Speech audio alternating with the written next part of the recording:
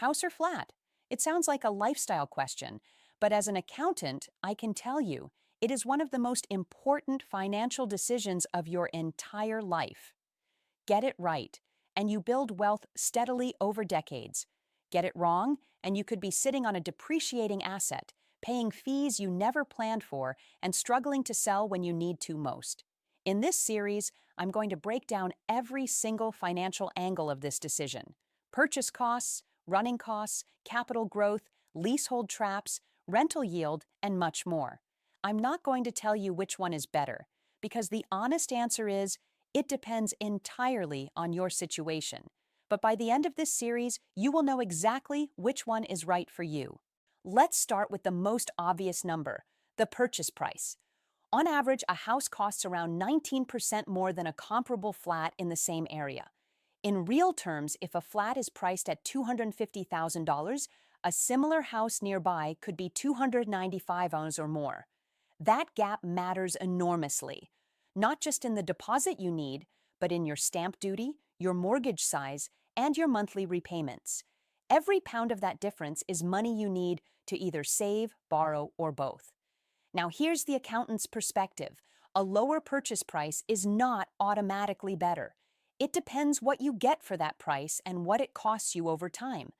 Cheaper to buy does not always mean cheaper to own, and that distinction is exactly what we're going to dig into throughout this series. This is the one thing that catches buyers completely off guard, and as an accountant, I see the consequences of ignoring it all the time. Most houses are sold as freehold. You own the building and the land it sits on, outright, forever. Most flats are sold as leasehold. You own the property for a fixed number of years, sometimes 99, sometimes 125, sometimes less. And when that lease runs short, your property becomes very difficult to sell and very expensive to fix.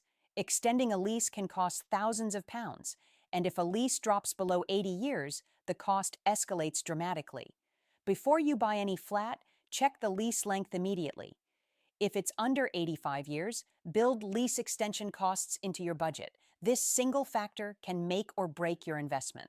Flat buyers, listen carefully, because this is one of the most underestimated ongoing costs in property ownership. When you buy a leasehold flat, you pay a service charge every year to the management company. This covers maintenance of shared areas, the roof, the lifts, the communal garden, the hallways. Sounds reasonable, but here's the problem. These charges can range from a few £100s a year to several thousand, and in some buildings, they've been known to jump suddenly when a big repair is needed. That's called a major works bill, and it can land without warning. As an accountant, I always tell flat buyers, request the last 3 years of service charge accounts before you exchange contracts. You need to see if charges are rising, if the building reserve fund is healthy, and if any major works are planned. Ground rent is one of those charges that sounds almost harmless until you look at the fine print. If you own a leasehold flat, you typically pay ground rent annually to the freeholder. In the past, some leases were written with ground rent that doubles every 10 years. So what starts as $300 a year becomes $600, then $1,200, then $2,400 without you doing anything wrong.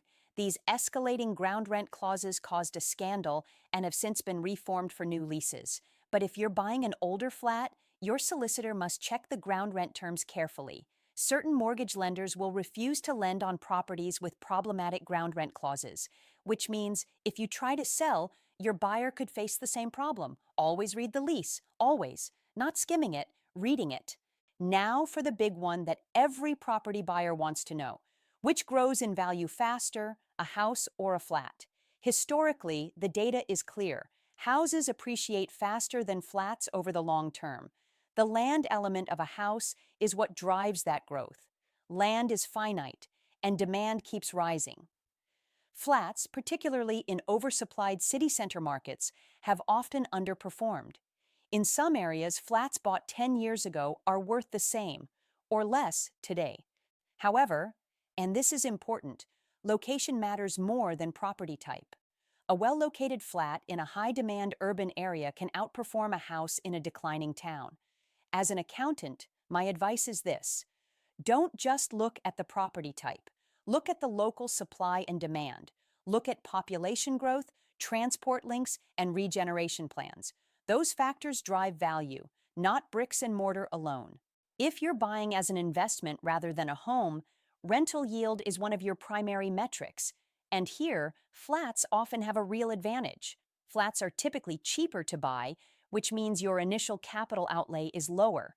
And in cities, rental demand for one and two bedroom flats is consistently strong, driven by young professionals, students, and couples who want location over space.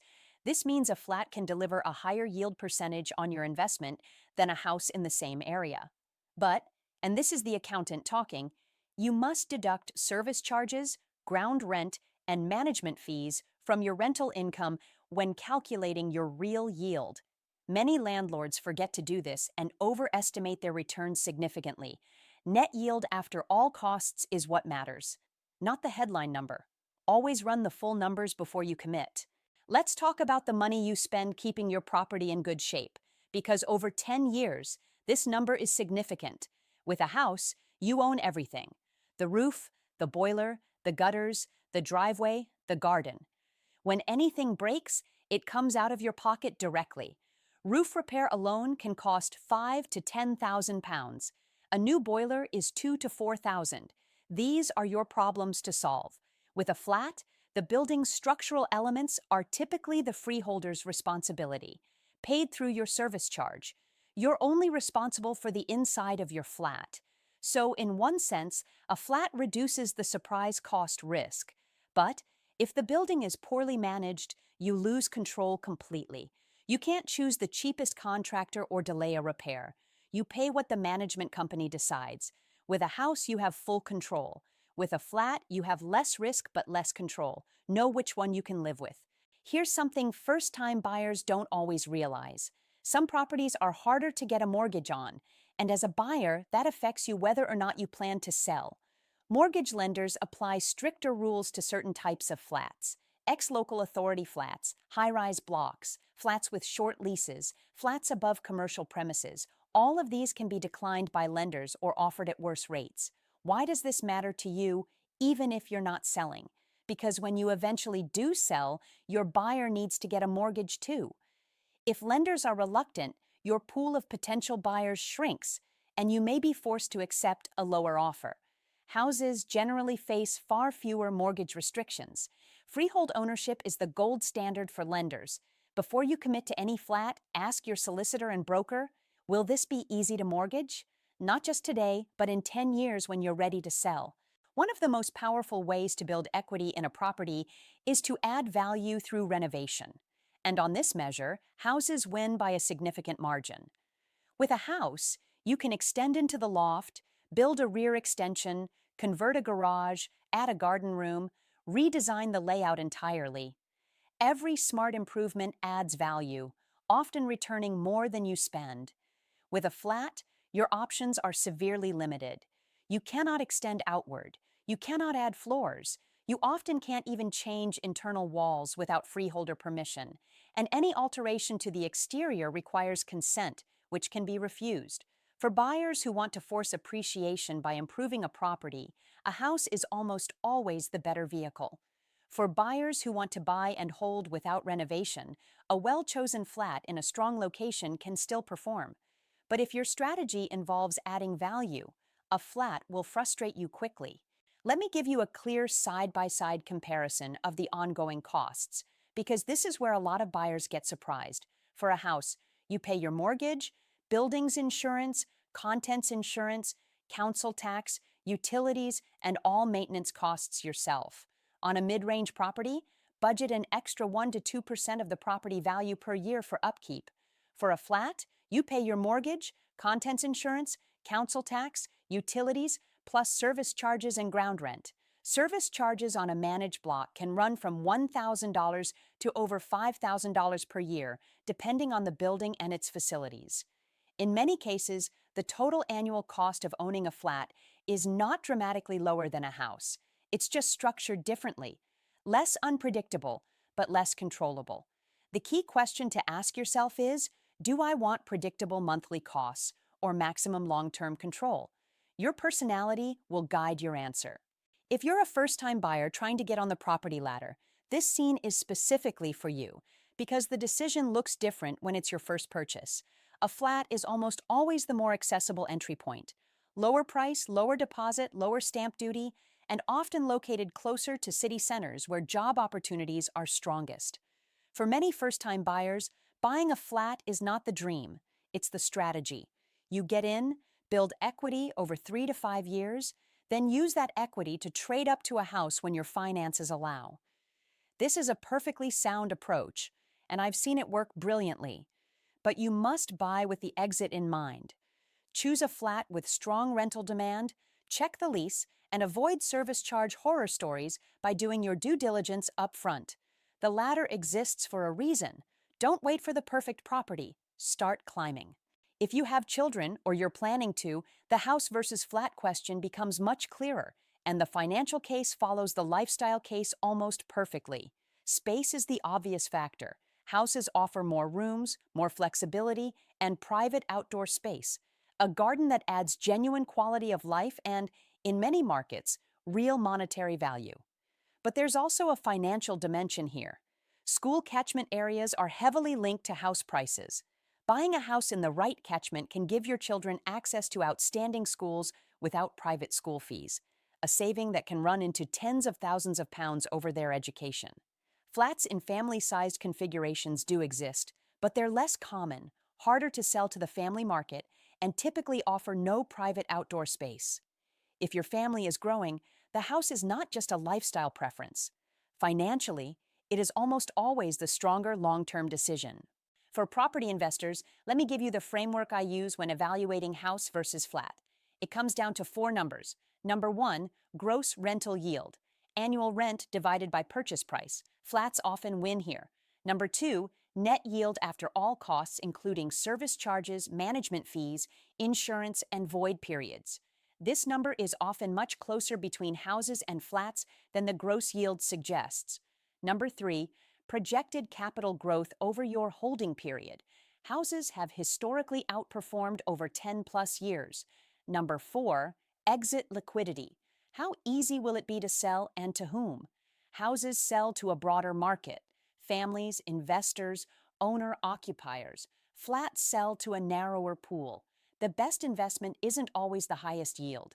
It's the combination of yield, growth, and the ability to exit cleanly when the time comes. Run all 4 numbers, not just one. Now, let's talk about a group who often gets overlooked in this conversation: downsizers. People who already own a house and are thinking of moving to a flat. From a pure financial standpoint, downsizing to a flat can be one of the most powerful moves you make in later life. You release significant equity from your house, potentially hundreds of thousands of pounds, which can be invested, gifted to family, or used to fund retirement. A flat also dramatically reduces your maintenance burden. No garden to manage, no roof to worry about, fewer rooms to heat and clean. For people in their 60s and beyond, this reduction in physical and financial upkeep is genuinely life-changing. Many well-run apartment buildings also offer community, security, and proximity to amenities, things that become increasingly valuable as we age.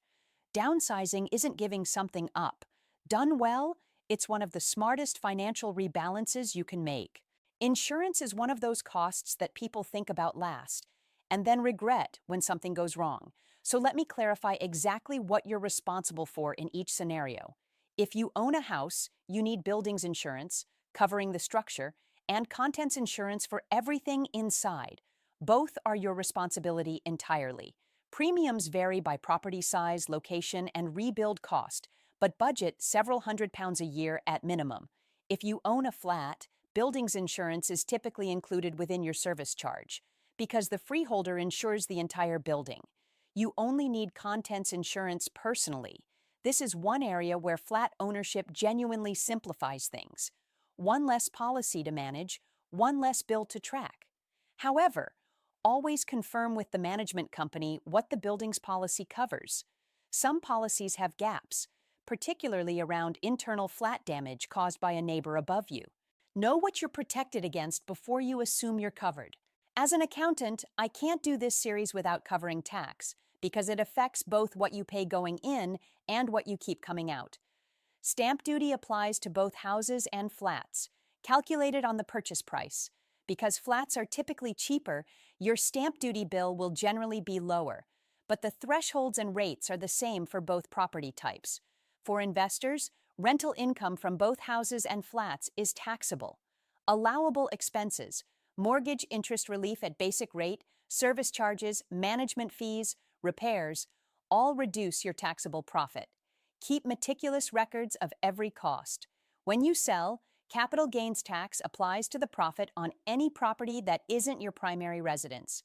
Houses, which tend to grow more in value, may generate a larger CGT liability on exit, so factor that into your long-term return calculations. Tax planning is not optional. It's part of the investment strategy from day one. Whether you're buying a house or a flat, there are red flags that should stop you in your tracks, and I want to make sure you know every single one. For flats, a lease below 85 years is a serious warning. Service charges that have spiked dramatically in recent years suggest poor management or a building with serious problems. A sinking fund, the building's repair reserve, that is very low means major bills are coming that you'll have to pay. For houses, structural issues flagged in a survey, subsidence, damp, roof problems, can mean repair bills that dwarf the cost of the survey itself. Always commission a full structural survey, not just a basic valuation. For both, research the local area. Is it improving or declining? Are new developments planned nearby that might affect light, views, or parking? Is the property in a flood zone? Buying on emotion without due diligence is the most expensive mistake you can make. Hire professionals, read everything, ask every question. Here's a framework I give every client who asks me this question, and it cuts through the confusion immediately. Ask yourself, how long do I plan to hold this property? If your horizon is under 5 years, a flat is often the more sensible choice. Lower entry cost, lower ongoing commitment, easier to exit in a short period, and strong rental demand if you need to let it. If your horizon is 10 years or more, a house starts to make much stronger financial sense. The capital growth advantage of freehold land compounds over time. The renovation potential adds value you control, and the resale market for houses is broader and more liquid. The worst decision is buying a house you can't afford to hold long-term and being forced to sell at the wrong time. Match your property type to your time horizon. That single discipline will save you more money than almost any other decision in this process. We've covered 20 scenes of real financial analysis. So here is my accountant's verdict: clear, honest, and practical. Buy a flat if you're a first-time buyer focused on affordability and location. You plan to hold for under 7 years. You want low maintenance and predictable costs. Or you're an investor targeting high rental yield in an urban market. Buy a house if you're a family needing space and a garden. You plan to hold for 10 years or more. You want full control to renovate and add value. Or your long-term goal is maximum capital growth. Neither is universally better. Both are powerful tools, in the right hands, at the right time, for the right purpose. The most expensive property decision you'll ever make is buying the wrong type for your situation. So, know your goals, run your numbers, get professional advice, and then buy with confidence. That's how accountants think. Now you can too.